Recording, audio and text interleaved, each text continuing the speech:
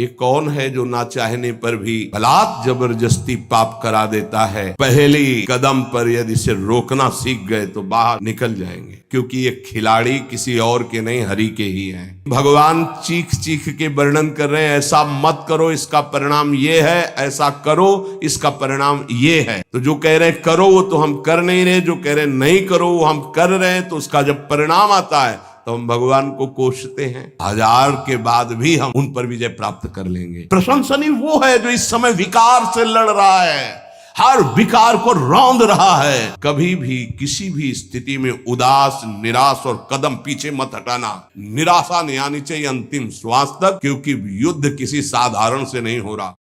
ये रजोगुण से प्रकट होता है, राग से, और ये महापापी है, अर्थात महापाप कराने वाला है। महाशनो, ये कभी तृप्त नहीं होने वाला, चाहे जितना भोग लो। ना चाहने वाली बात ऊपरी है और चाहने वाली बात हृदय की है। संसार शरीरों में भोगने से सुख मिलता है, अंदर बैठा है, और ऊपर से हम कहते हैं कि हम नहीं चाहते थे पर ऐसा हो गया। नहीं, अगर ये बात अंदर बैठ जाए कि हमें नहीं चाहिए ये झूठे सुख, तो फिर कोई परास्त नहीं कर सकता। तो बोले जानकारी होने पर भी प्रयोग क्यों नहीं हो पाता? वस्तु, व्यक्ति, क्रिया, स्थान, इससे जो हम सुख चाहते हैं उसे काम कहते हैं। किसी शरीर से, किसी वस्तु से, किसी पद से। इस काम में शब्द तो एक है पर इसके दोष अनंत हैं।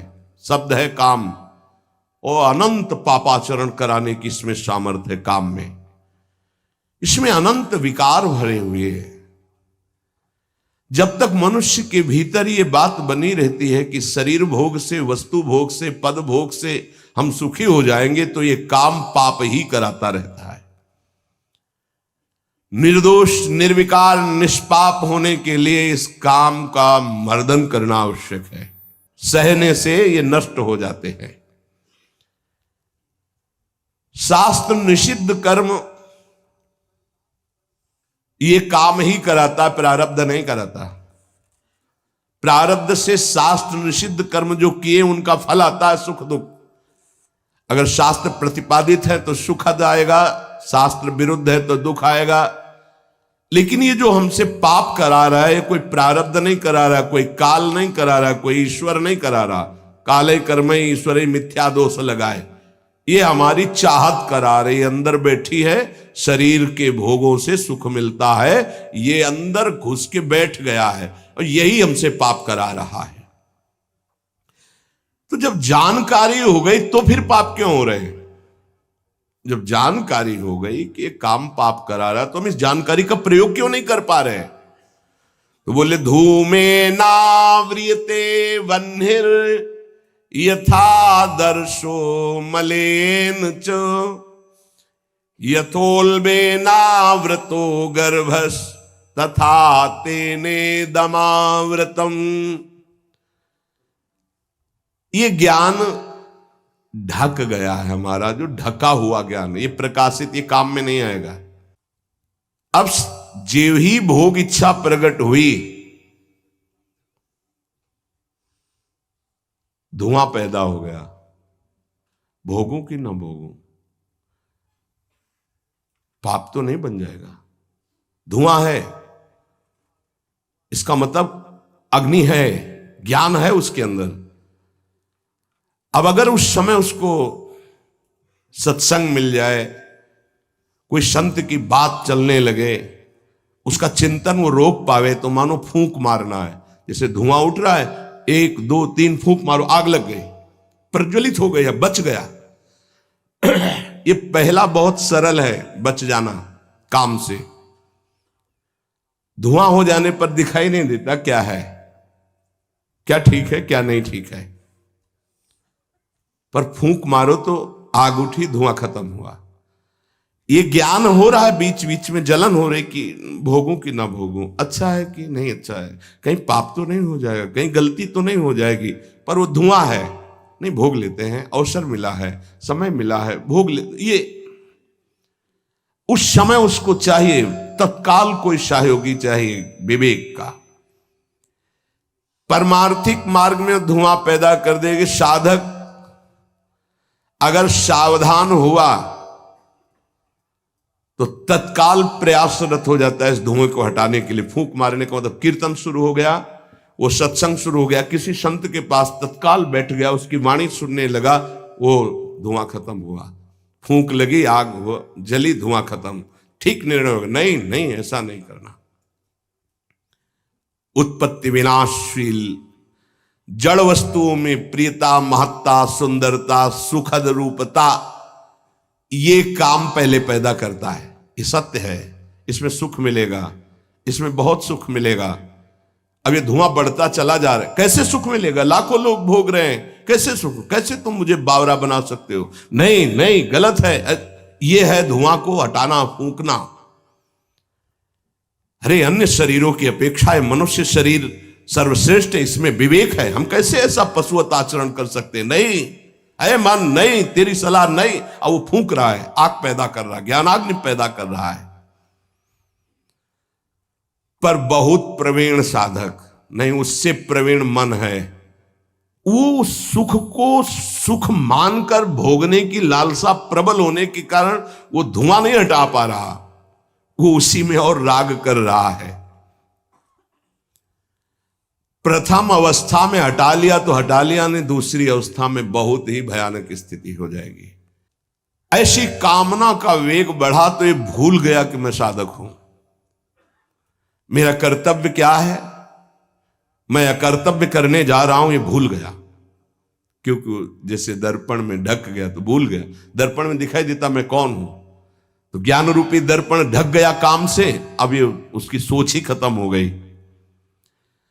अंतःकरण में इतना महत्व पैदा हो गया कि विकलता हो गई उसके अंदर। अब यही उसके पतन का कारण बन गया।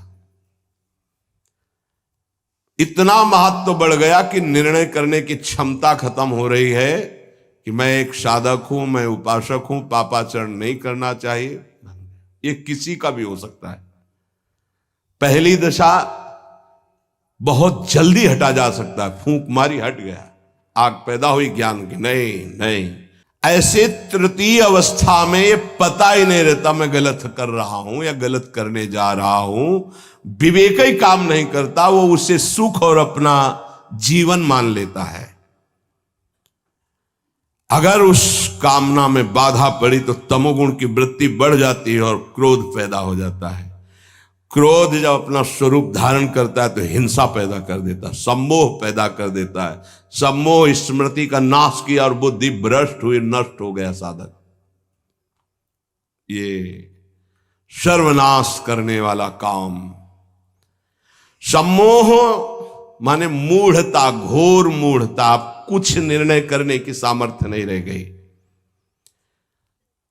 पशुवत, एकदम पशु। अब उसमें जब वाणी खुलेगी तो झूठ, आचरण होंगे तो कपट, व्यवहार होगा तो बेईमानी, कर्म होगा तो अन्याय और पाप, गुस्सा आएगी तो अत्याचार, हिंसा, इसके सिवा और कुछ नहीं। अपना रजिस्टर कभी पढ़ के देखो, अपने रजिस्टर को तो देखोगे नहीं कि अपने जीवन के रजिस्टर में हमने क्या क्या आचरण किए हैं। ये सबको देखना चाहिए। ये बात समझने की है, थोड़ा कड़वाहट जरूर है कि हम सब तत्काल भगवान को दोष देने लगते हैं, लेकिन भगवान चीख चीख के वर्णन कर रहे हैं, ऐसा मत करो इसका परिणाम ये है, ऐसा करो इसका परिणाम ये है। तो जो कह रहे हैं करो वो तो हम कर नहीं रहे, जो कह रहे हैं नहीं करो वो हम कर रहे हैं। तो उसका जब परिणाम आता है तो हम भगवान को कोसते हैं। बंबूल बोओगे तो उसमें दाग छुहारा नहीं लगेंगे, कांटे ही लगेंगे। पापाचरण करोगे तो उसका परिणाम दुख ही आएगा। पुण्य करोगे तो सांसारिक सुख मिलेगा, भजन करोगे तो पाप पुण्य दोनों से ऊपर उठकर भगवदानंद को प्राप्त होगे। कामना में तदाकार ना होने पावे तब तक बचा जा सकता है। जहां तैयारी बनी सुख भोग की और राजी हो आपने दस्तखत कर दिए, अब आपको भगवान ही बचा सकते हैं, दूसरा कोई नहीं। उस समय भगवान ही कोई ऐसी लीला कर दे तो बच सकते हो, अन्यथा नहीं बच सकते। तदाकार होना साधक का सर्वनाश हो जाना है, काम में तदाकार होना। 1 2 4 बार अगर आप ऐसी अवहेलना करेंगे तो आपका साथ देगा आपका हृदय और जलेगा, धिक्कार करेगा, बार बार कहेगा गलत है, कान पकड़ेगा, अब की बात नहीं। आगे बढ़ गए, ज्यादा मलिन हृदय हो गया तो आनंदित हर्षित होने लगेगा, आज ये भोगा कल वो भोगूंगा, और वो पापाचरण में हर्षित होकर आगे बढ़ जाता है। ये बहुत बुरी स्थिति होती है। जब तक साधक का हृदय धिक्कार देता है तब तक तो निकलने के चांस रहते हैं कि गलती को गलती मानता है और बार बार कहता है अब नहीं करूंगा। वो विवश होकर गलती हो रही पर वो कह रहा नहीं करो, ये निकल जाएगा, आज नहीं तो कल निकल जाएगा। लेकिन जो राजी हो गया है, जिसने इस महान पाप को अवगुण को गुण मान लिया है, निकलने की संभावना नहीं। कामना का त्याग करने से ही शांति और सुख मिलेगा। त्यागात् शांतिरंतरम। कामना आते ही फूंक मार दो तो धुआं नहीं बढ़ पाएगा और दूसरी दशा नहीं आ पाएगी, दूसरी स्थिति काम पैदा नहीं कर पाएगा। वो दर्पण में मैल, तीसरी में तो सवाल ही नहीं उठता कि बच जाओ। परमार्थ का रुचि रखने वाला साधक कामना को पहचानना सीखे और जहां काम अंदर आवे तत्काल उसको नष्ट करना सीखे। नष्ट करने का उपाय है नाम कीर्तन, भगवत गुणवानवाद, सत्संग, श्रवण। किसी संत के समीप तत्काल बैठ जाओ, किसी साधक के समीप, और चर्चा करने लगो। काम की नहीं, भगवत चर्चा। ये भी बताने की जरूरत नहीं कि मेरी स्थिति गड़बड़ है, थोड़ा मुझे कुछ नहीं, उसकी चर्चा नहीं। अगर ऐसा बोले तो उसकी सत्ता दृढ़ होगी। शांत, थोड़ा मन विक्षेप में आया, ऐसा लगा कि आपसे वार्ता करें तो थोड़ी देर आप सुनाइए, गोपी गीत सुनाइए, आप चतुरासी जी का थोड़ा कुछ, आप कुछ प्रभु के विषय में कोई सिद्धांत की चर्चा, सत्संग लगा दीजिए, सत्संग सुनने लगिए, एकांत से हट जाइए, बाहर मैदान में आ जाइए। तो किसी भी तरह से आपको उस समय बदलना है, चिंतन बदलना है। नाम चल रहा है तो विवेक ठीक है, वो बचा लेगा आपको। कामना के बढ़ने में देर नहीं लगती। कामना बढ़ने पर फिर कोई विचार की गुंजाइश नहीं रह जाती, अनर्थ परंपरा चल पड़ती है। पाप, संताप, दुख, कामना, फिर ऐसा कि आप 100 बार कसम खाएंगे फिर वहीं फिसल कर खड़े हो जाएंगे। देख लीजिएगा, 1000 बार प्रतिज्ञा करेंगे, एक नहीं 1000 बार, और काम वहीं रौंद के गिरा देगा पक्का। पहली कदम पर यदि इसे रोकना सीख गए तो बाहर निकल जाएंगे। और हरि शरणागत है तो निकलना तो पड़ेगा ही, वहां टिकने तो देंगे नहीं। हरि इतने कृपाल है, पक्का जलाकर तुम्हारे हृदय को वहां से भगाएंगे, पक्का भगाएंगे। नहीं नहीं, आज से अब नहीं, ऐसी गलती नहीं करूंगा, ऐसी गलती नहीं करूंगा, हे प्रभु क्षमा कर दो, चलो। और जहां फिर क्षमा हुआ तो फिर वो जब हृदय में उमगन आई तो फिर उधर ही की तरफ भागता है। फिर वो ऐसी दीवाल बनवाते हैं, चुनवाते हैं आसपास कि रास्ता बचेगा तो एक ही, हरि शरणम, दूसरा रास्ता नहीं। इसीलिए भगवान का आश्रय लेकर भक्ति करने वाला उपासक बहुत जल्दी विजय प्राप्त कर पाता है इन विकारों पर, अन्यथा मार के गिरा देते। बहुत बड़े विजयी योद्धा हैं, काम, क्रोध, लोभ, मोह, मद, मत्सर। हरि बचावे। वैसे कहा भी है हरि ने कि मामेवे प्रपद्यन्ते माया में ताम तरन्ति, मेरी शरण में आ जाओ तो बच जाओगे। समस्त दोषों का नाश, समूल काम का नाश, समस्त संबंध विच्छेद, एकमात्र भगवान का आश्रय लेकर भजन करने से हो जाते हैं। घबराना नहीं। 1000 बार फिसल जाए तो 1001 बार भी हिम्मत रखें, पड़े ना रहें। आखिरी श्वास तक हम बाजी जीतने की कोशिश करेंगे, क्योंकि ये खिलाड़ी किसी और के नहीं, हरि के ही हैं। ये काम, क्रोध, लोभ, मोह, मद, मत्सर ये किसी और की सामर्थ्य से सामर्थ्यवान नहीं, मेरे स्वामी की ही सामर्थ्य से सामर्थ्यवान है। जिस दिन हमारा अहम धूल धूसरित हो जाएगा तो 1000 के बाद भी हम उन पर विजय प्राप्त कर लेंगे। इसलिए किसी भी स्थिति में कोई भी उपासक निराश तो होवे ना। प्रशंसनीय वो है जो इस समय विकार से लड़ रहा है, हर विकार को रौंद रहा है और अपने हृदय की मलिनता को सामने रख रहा है। कौन है हृदय की मलिनता को रखता है? प्रशंसनीय वो है इस समय जो अपने जीवन को संभाल ले। भगवान की असीम कृपा है उन उपासकों पर जो यौवन अवस्था को पवित्र करके चला रहे हैं। सातरति सातरति सा लोकांतारति। आप प्रभु के लिए इतनी जलन सह रहे ना, वो बहुत कृपाल है, वो देख रहे, एक एक सेकंड का हिसाब होगा। आप लोग ऐसा ना समझे कि आप जो कष्ट सह रहे हैं, आप जो जल रहे हैं, आप जो बेगों को सह रहे हैं, तो इसका कोई परिणाम नहीं। भगवान बिक जाएंगे, ध्यान रखना। वो देख रहे हैं, उनके लिए तुम सह रहे हो, उनके लिए सह रहे हो। समस्त विषयों का आक्रमण साधकों के हृदय में होता है। वो क्या जाने विषय पुरुष, जो मनाया सो खा लिया, जो मनाया देख लिया, जो मनाया भोग लिया, जो मनाया सूंघ लिया। चलो एक साइड में आके देखो, तब तुम्हें पता चलेगा। इसलिए हमारी प्रार्थना मानना, कभी भी किसी भी स्थिति में उदास, निराश और कदम पीछे मत हटाना। आखिरी श्वास तक योद्धा दुश्मन को परास्त करके विजय श्री की आशा रखता है। और हमारी आशा इसलिए पूरी होगी कि हमारे साथ प्रियालाल है। नागरी दासी जन्म जितायो, बलिहारी बलिहारी। ये क्या जाने, ये तो जरा सा छींक दोगे तो तैयार हो जाएंगे हो हल्ला मचाने में। ये साधना जानते हैं क्या? ये चढ़ाई चढ़े हैं क्या?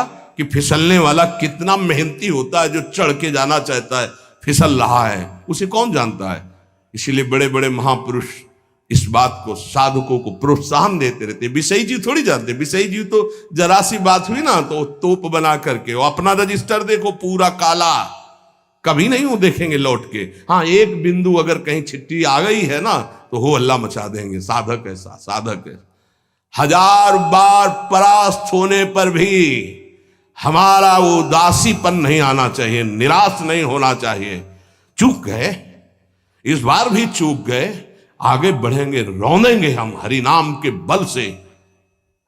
हरस हरि नाम जपत जय। निराशा नहीं आनी चाहिए अंतिम श्वास तक, क्योंकि युद्ध किसी साधारण से नहीं हो रहा। भगवान की शक्ति से संपन्न ये षड विकार हैं, कोई छोटे मोटे। भगवान के पुत्र बने जाकर कृष्णावतार में प्रद्युम्न कौन है? कामावतार, साक्षात काम प्रद्युम्न के रूप में अवतरित हो, भगवान के पुत्र रूप में। ये भगवत शक्तियों से संपन्न है। तो भक्त के ऊपर क्यों आक्रमण करते हैं? उसके अहंकार का नाश करने के लिए, शरणागति पुष्ट करने के लिए। यह अनुभव की बात कह रहा हूं। शरणागति में जहां कच्चाई होती तो वीर योद्धा घेरते हैं आसपास, तो हमारा मन भागता है प्रभु की शरण। त्राहिमाम, तो कहते आओ, हम ही ने तो लगाया है इनको। नहीं, हम ना लगाते तो तुम अहंकार से फैल जाते। आओ, सच्ची कह रहे हैं, काम क्रोध लोभ हमारे बड़े सहायक हुए। जब जब ये तीर कमान संधान किए तो भाग पड़े अपने लोग, हरीश शरणम, क्योंकि दूसरा रास्ता ही नहीं है। तो प्रणाम है इनको कि इन्होंने भगवान की शरणागति पुष्ट की, इन्होंने भगवान का आश्रय दिलाया। अगर ये जलाते नहीं तो इधर आना ही नहीं होता।